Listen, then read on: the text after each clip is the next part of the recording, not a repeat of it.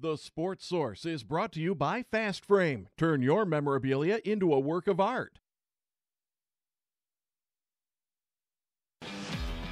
This is The Sports Source, presented by Bill Hotz and Associates, and by Renewal by Andersen, with your host, John Pennington.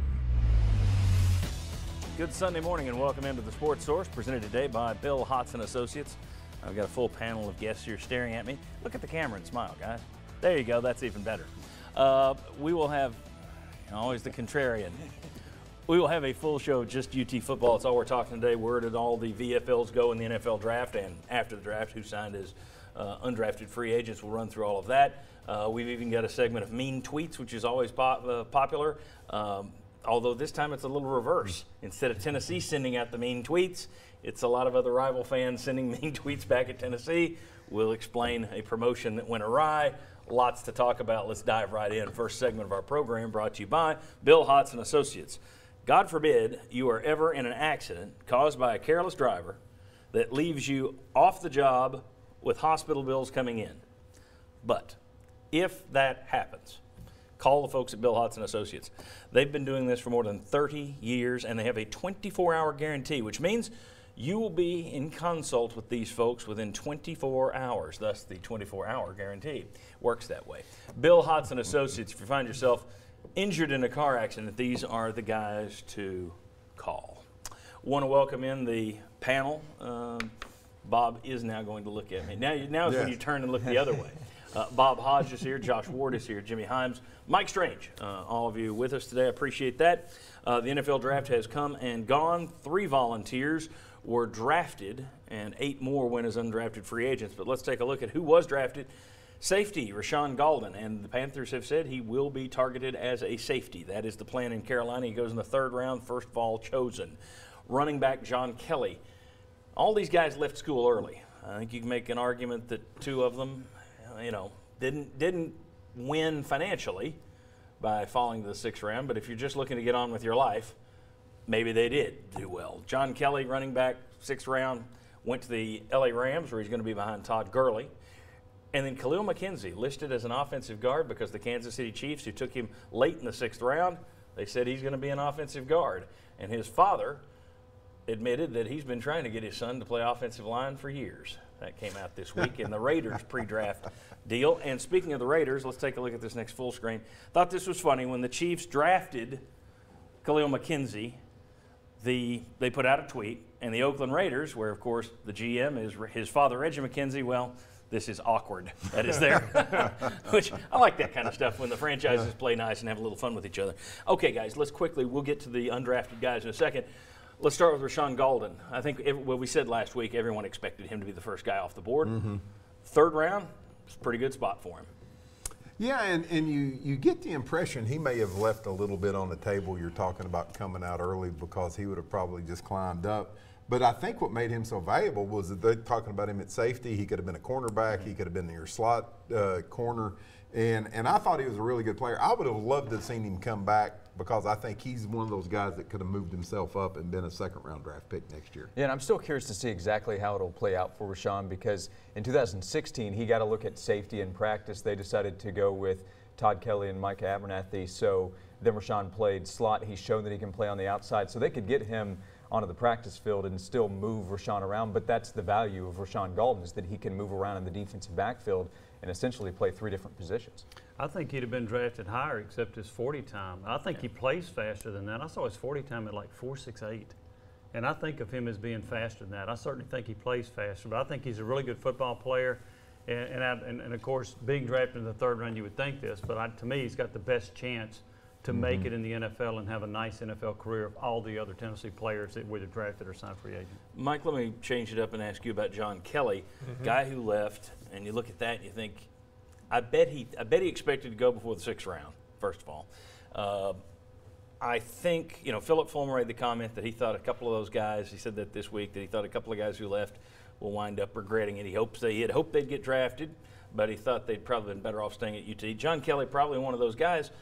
But I can't blame him, Mike, because if you come back, there's an opportunity you improve your chances. There's also the opportunity that the new coaching staff falls in love with Jordan, with Chandler, and you don't get as many carries, and it hurts your stock. And you'll also be running behind an offensive line that we all find questionable. Your thoughts on his decision to go, landing with the Rams in the 6th round? Well, based on going in the 6th round, he probably could have made some more money by coming back and planning that out and being a little shrewder about that. But, when you're ready to get on with your life, it's like buying a car. If you're told, well, it's best to buy a car, you're going to get the best deal at Thursday, the last day of the month or whatever. But when you're ready to buy a car, you go buy a car. So I think he was ready to get on with his life. You sound like me. When I'm ready to buy one, I go buy it. The car dealers love seeing me walk in. I think a part of it, too, with him is that he's a violent runner, and there are only so many hits a running back can take, and I think that was a part of the equation. I might as well go ahead and get paid for it and see if I can get a few more years in and make some decent money. Yeah, especially at that position. How many miles do you have in those legs at running back? And think about at Tennessee the last couple of years. Game number 1 this past year, Juwan Jennings goes down with the season-ending injury. The year before, Cam Sutton came back to play another year. He goes down early in the season with an ankle injury. That didn't help his draft stock. You never know. So the chance to go, he went. But the flip side of that is he would have came back in more of a pro-style offense. And so he might have been able to showcase himself a little bit. Now, once again, I think everything John said is correct. You've got a lot of competition right there at that spot. Your offensive line isn't very good. Your team doesn't appear to be all that good. But I think he was a guy that would have benefited from coming back another year, and especially with the switch to the offense that fits more of what, well, in this case, what the Rams kind of did. Sean McVay did a great job last year with that Rams offense. There's no question. There's no debating that. Todd Gurley, though, is their number 1 guy. It'll be interesting to see how McVay uses Kelly. Is he simply the number 2 back? Do they try and convert him and make him sort of a pass-catching back that gets the 3rd down I think usage? that's what they'll do. So it'll be interesting. See, there have been a lot of comparisons I thought was interesting to Alvin Kamara. I don't compare those 2 players. You heard that during draft weekend. Well, you look what Kamara did. John Kelly does not have the game that Alvin Kamara did, at least in college. I mean, who knows? He may be Arian Foster and blow us away. But to me, he doesn't. Different style of player entirely to me. Yeah, I don't picture him as being just a 3rd down pass catching back. That's not what I see him more as a straight backup to Gurley. And making that kind of comparison after what Kamara just did as a rookie would be unfair to most running backs coming in because of the impact Kamara made. And Gurley's missed some time during the season. Yeah. He's not And they always haven't playing been very 16 good games. at the backup running back position either. When he's missed, I mean, you're going to go downhill anyway, but they go way downhill. Khalil McKenzie moving to the offensive line. His father coming out this weekend saying that I've tried to get him to move to the offensive line for years. I think that does, a lot of us when he decided to leave, we thought they're going to move him to offensive line. He doesn't want to do that. Probably did also want to go get paid. If you're going to play, let's go get some money. But your thoughts on him going to the Kansas City Chiefs? That's a pretty big jump. It's one thing to change when you're in college, 1st year, 2nd year, and they switch you, and you get a couple of years under your belt. That seems like that would be a difficult transition to go from defensive line that you've played your entire college career. Now you're going to make it. You're going to try and make a team switching to offensive guard. I will be shocked if he doesn't end up on the practice squad. I mean, if he can go in and make the 53-man roster as an offensive guard in his 1st year, I think that tells you that he's got a pretty bright future at him. I think he'll end up being a practice player. I think more so than Gaulden or Kelly, I think McKenzie had a chance to improve his stock if he'd played offensive line this past year at Tennessee. And he did well, of course, but I think he could have improved his stock. Let's take a look over at the big board where we have. These are the guys. I've only seen 8. We've only seen 8 VFLs that wound up signing as undrafted free agents. Interestingly, of 11 Vols that are now going to be in camps, they all went to different teams. Nobody doubled up on volunteers, but Chad. The Cleveland Browns get Evan Berry. It'll be interesting to see how they use him. Tremendous kick return. Everyone who's seen him knows that.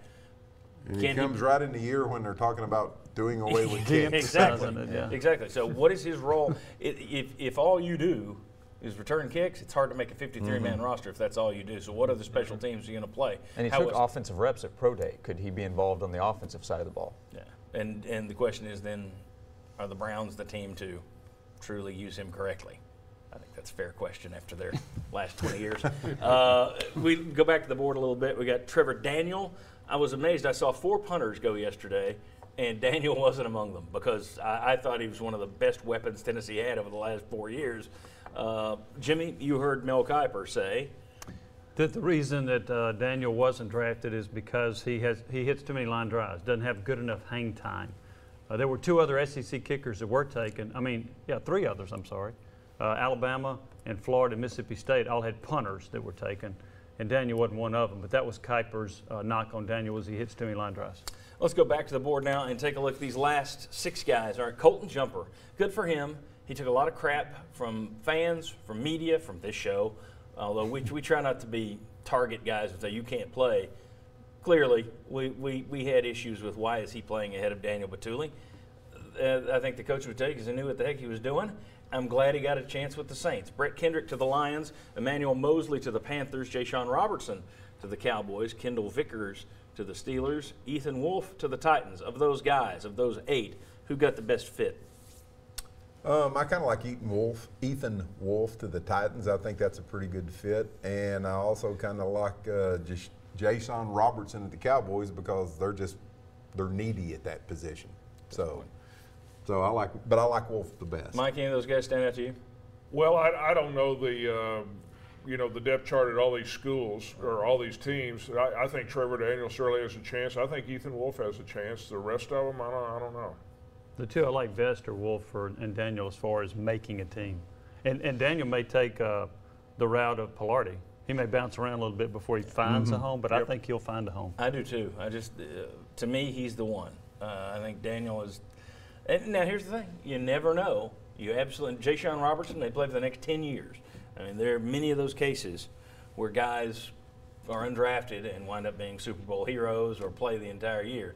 But to me, it's Trevor Daniels the standout. Josh, you get the final word. Yeah, same names, Ethan Wolf and Trevor Daniel. Emmanuel Mosley could be a guy, though, that we count out. I didn't expect Justin Coleman to be an NFL corner for as long as he has been. Mosley has speed. If he continues to develop, he could be in the league in a few years. Coleman just signed his second contract. I mean, that's how long he's been around. Yeah. All right, very good, guys. When we come back, we got nothing but Tennessee football to talk about today. Next, I asked you this week on a poll question on Twitter, your views of Jeremy Pruitt's fan comment last week. We'll show you that reaction, which was maybe not what you think. We'll ask Josh and Jimmy what they heard on the radio all week from their callers regarding that, and we'll talk about Philip Fulmer's comment about Jeremy Pruitt this week. Come on back on the Sports Source.